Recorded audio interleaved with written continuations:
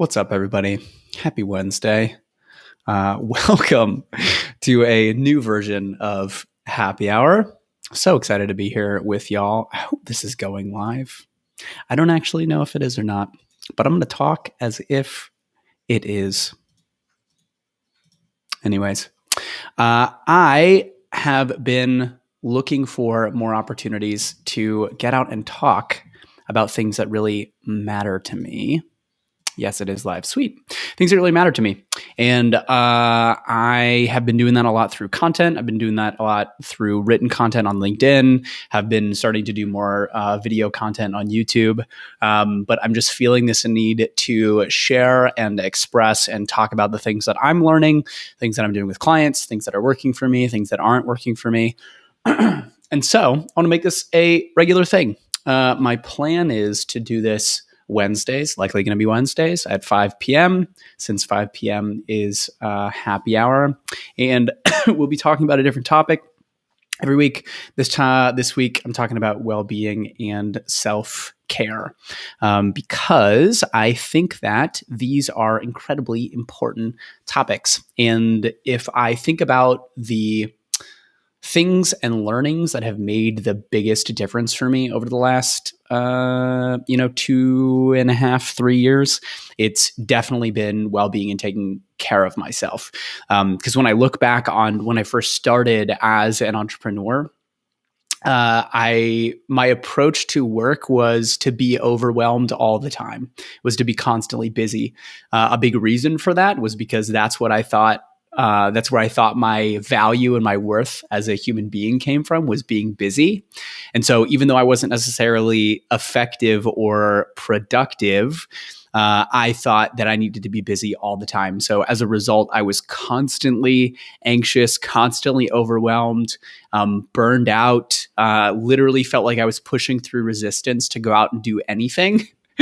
And it's really only been through a lot of coaching, through a lot of therapeutic work, that I have started to realize how much I have sort of put at odds the experience of life that I want to create and me taking care of myself.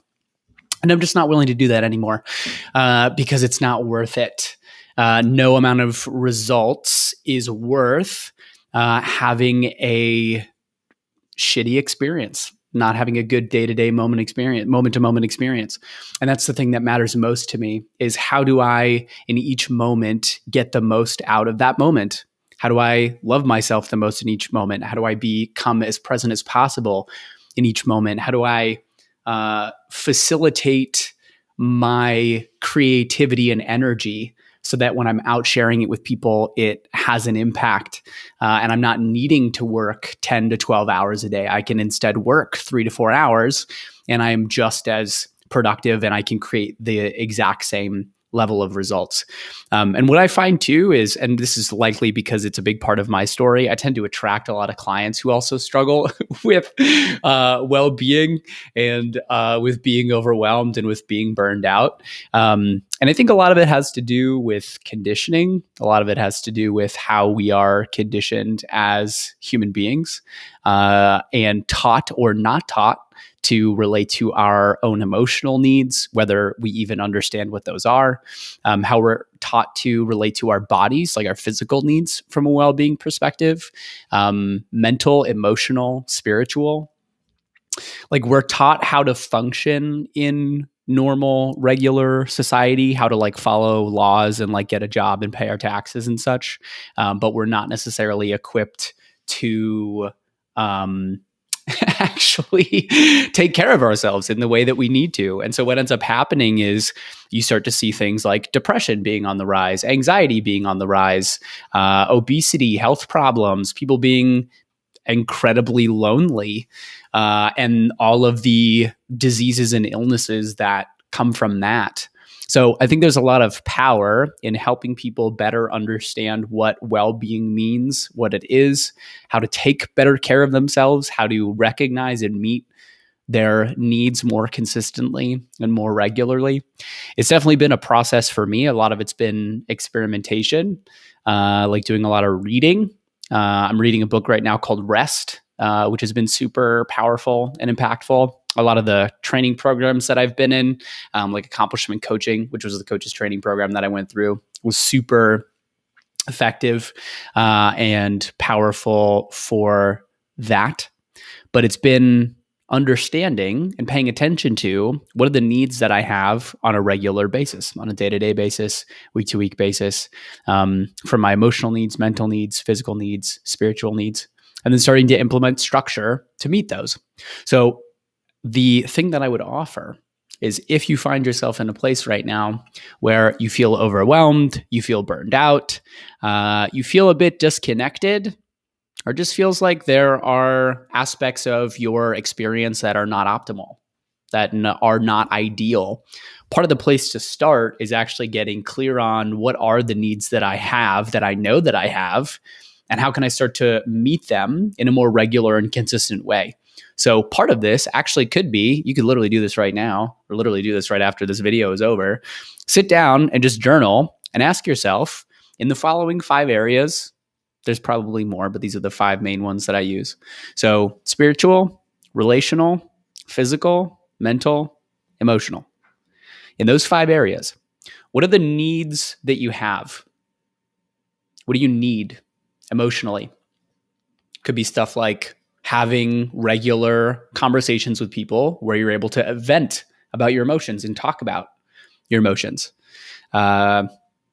Spiritually, it could be having a meditation practice or a spiritual practice, doing things regularly to be inspired. Physically, it's stuff like eating well. That's usually a pretty easy one, as the physical piece. Eating well, exercising, moving your body, getting grounded into your body. Relationally, it's how often do you need to go out and see people? How often do you need to take trips? How often do you need to call your mom, call your parents? Like, actually look at, in an ideal world, if you were able to take care of yourself in all the ways that you wanted to, what would be included in all those 5 categories? 1, I imagine if you haven't done that before, it'll be pretty enlightening to see what's there. 2, any change that you want to make starts with awareness. You can't actually make a change in your life unless you're aware of what you want to change and what's in the way. So you list out these needs, and then you get to have a really cool conversation about how do you go about meeting it, because you're clear on what the needs are. And then you start to take a look at, what do I need to start to incorporate from a structures perspective, from a practices perspective?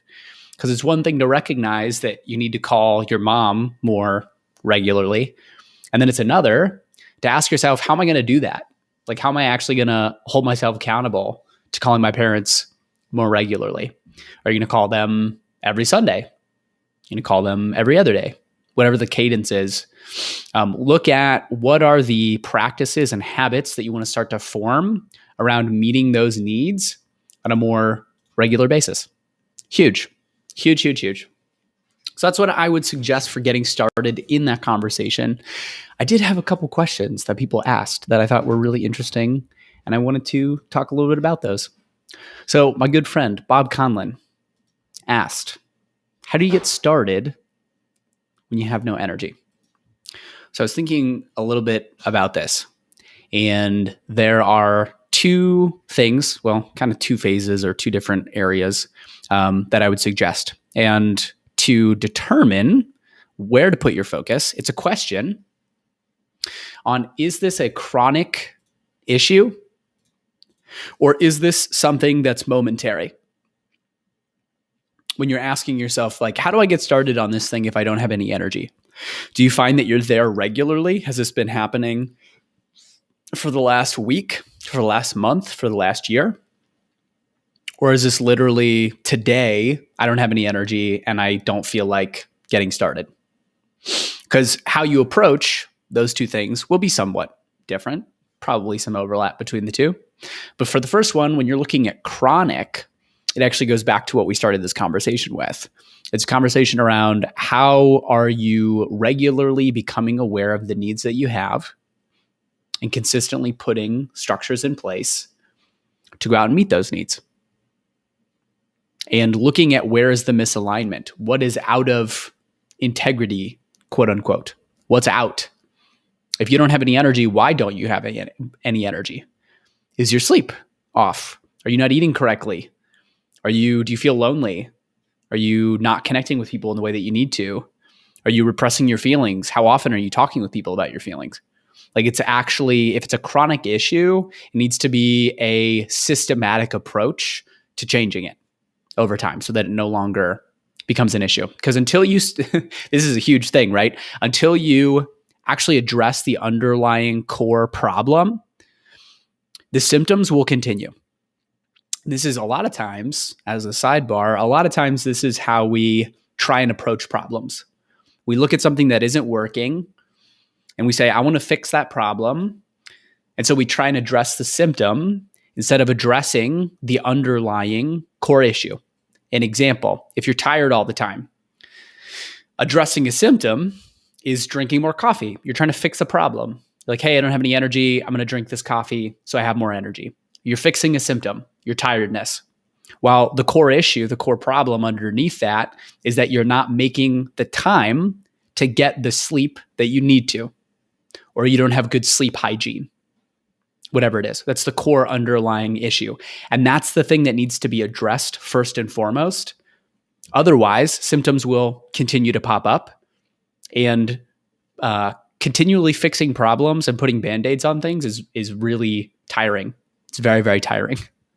So for the chronic piece, understanding where am I out of alignment? Where am I not meeting the needs that I need to on a regular basis? Starting to look at how you can do that, how you can start to shift and change. On the other side, if it's something that is momentary, it's like, hey, I today don't have any energy and I don't really know how to get started. A couple things. We'll see what happens when I start talking. The first that came to mind is when we think about motivation, sometimes what can happen is we will look at a list of tasks and we'll be like, this is overwhelming. Like, there's so many things here.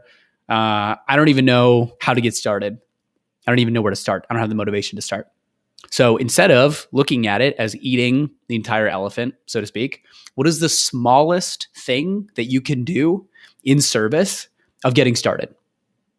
Because what I find is that momentum breeds motivation.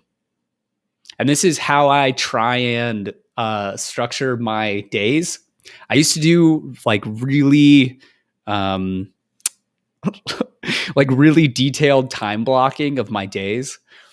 And what I found is that it just doesn't work because I get all in my head about it. So now what I do, and which is what's way more effective, is when I sit down in the morning and I don't necessarily feel like working, I ask myself, like, what's the smallest thing that I can do right now to just get me started? Just start to like get the momentum going and like roll the ball down the hill. And that might be just like sending emails or responding to emails. That might be checking social media. That might be whatever it is, some small task that can help me start to build momentum so that the motivation returns. So that's what I would say for that piece. If you don't feel like it today, start with what's the smallest thing that you can do? And then even more broadly, look at how can I set myself up for success in the long term? How can I better manage and better meet the needs that I have so that that feeling of resistance isn't there? And this is actually a really great conversation too around resistance, and something that I've been thinking a lot about recently. Because in the coaching space, in the personal development space, what you'll find a lot of times, people will say resistance is bad. You should just push through. You should push through resistance. If you don't feel like doing it, you should just do it anyways. And there are situations, there are certain circumstances where that makes sense. If your resistance is coming from a place of fear and you're afraid of getting started, yes, you should look at, how do I push through this resistance? How do I do the thing that I don't want to do, the thing that I'm afraid of? But there's this whole other component of resistance that doesn't get talked about a whole lot. And it's resistance from burnout, or said another way, resistance from mismanaged well-being. Because I would find this a lot back when I mentioned earlier I'd be overwhelmed and overworking and burned out all the time. I would feel really resistant to doing things. And it'd be like 6 p.m. and I'd be like, well, I have all these things that I haven't finished yet. I have to do these things. Even though I don't want to, I have to do them because I said I was going to do them. And what I started to realize is that resistance that I felt to doing those things had nothing to do with me being afraid of them. I wasn't afraid of those tasks. I was exhausted. I was really tired. I was burned out. I was not meeting my needs. So the resistance was my body telling me, you need to slow down. Like, you need to actually pay attention to what's happening in your body and meet those needs before you go out and exert additional effort or continue to work. So in the conversation around well-being, it's also noticing if you have resistance coming up around a project, starting a business, having a conversation that you've been avoiding, is it because you're afraid of what could happen or the potential outcome? Or is it pointing to something in your well-being? If you consider yourself an overachiever or an overworker, likely something that you have dealt with or struggled with in the past. It's more so, and I'm realizing this too, it's more so listening to your body, because it's not something that I do. I'm getting better at it, but it's not something historically that I've done very well, is listening to my body and actually hearing what my body is trying to tell me. There's I don't know if I have them here, but there's a set of questions. Let's see if I can remember them. I was in a conversation the other day with a good friend of mine, good coaching friend, and she was telling me about a class that she's taking. She suffers from migraines, pretty severe regular migraines. And she was telling me about a class that she was taking that was really supportive in helping her get a better sense of how she can start to manage these migraines and eliminate these migraines. And so there were a couple questions that they asked her that she told me about that I thought were super interesting. So let's see if I can remember these. One of them, at the very least, was, how does your body speak to you? So actually taking time to sit down and journal about how does your body speak to you? Noticing what comes up there. The second was, how do you listen to your body? How do you hear your body? And then I think it's, where do you not listen to your body? I think that was the last one. So could be really interesting journaling exercises. Not something that I have done just yet, but it's on the list, so to speak. Cool. So I had another question from Sabrina. She was asking about how to maintain boundaries. It's a really interesting conversation. This is a newer conversation for me. For all my fellow people pleasers out there, boundaries is a newer concept and not something that I was taught to do effectively, and that I have really had to just work my way through coaching, through therapy, through reading, through all this interpersonal work. So thinking about this, all right, how would I answer this? There's a couple places to look when it comes to boundaries.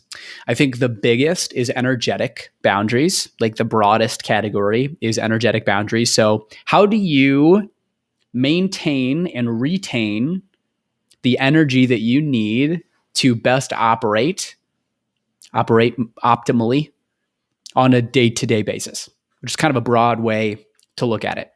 And there's a couple more specific places that boundaries show up that might be helpful. So one of those, for example, is time. How do you maintain boundaries around your time? If you struggle with people pleasing, if you struggle with saying no, this is likely an experience that you are familiar with. And it's something that I've definitely struggled with, myself, is setting boundaries around my time. So saying no to things. interestingly enough, as an example, as an entrepreneur, I am in a lot of conversations with people, right? So I'm networking, I'm like trying to build my business, find partners, all that kind of stuff. And I realized that when people ask me for time, typically, I have a hard time saying no, or I don't feel like I can say no. When people are like, "Hey, I'd love to get to know you better. Let's hop on a call." And I started to think about it, and I was like, why don't I feel like I can say no? Why is that something I feel like I had to say yes to these things? So I literally had to Google. I Googled how to say no to networking events, or how to say no to networking meetings, and Google showed me some forum where they were talking about this. And long story short, the answer was to basically respond with, "Hey, I don't have time for this right now. Like, thanks so much for reaching out. Thanks so much for letting me know, but I actually don't have the time for this right now." And I was like, that's so easy. That's so simple. But I just didn't think about it. It just wasn't something that occurred to me. I didn't realize that I could say no to people. I didn't realize that I was giving away control and agency around my time. And I think especially as a business owner, but just generally, it's looking at, where do you let people take time from you, or where do you feel like you can't say no to certain things? Really great place to practice setting boundaries. Another place to look at setting boundaries or getting responsible for your boundaries is in relationships with people. So from an intimacy and conversational perspective, actually looking at, what are the conversations that you feel like you have to have, or you feel like you have to be in, but you don't have the energy for. One of the things that I have struggled with is feeling like I always need to say yes to conversations, and that I always need to hold space for people. So even if I don't feel like it, even if I don't have the energy to be in a conversation with someone, I feel like I have to. They want me to be here. They want me to hold space for them. So I have to hold space for them. I have to be in this conversation. And so it's been really liberating, realizing like, oh, I don't have to do that. If I don't have the energy right now, I can say, "Hey, either I don't want to have this conversation with you, period," and I'm allowed to do that, or I don't have the energy for this conversation right now. Like, I really love and appreciate you, and I super want to support you, but I don't have the energy to support you in this conversation. I don't have the energy to give you what you need right now, which is great, because then that person gets to be responsible for going out and getting their needs met. It's not through you. They get to be responsible in finding another person to be able to support them and help them. A couple other places you could look are in money. That's a big one too. Maintaining boundaries with yourself and with other people around money. Where do you let money either overspending, underspending?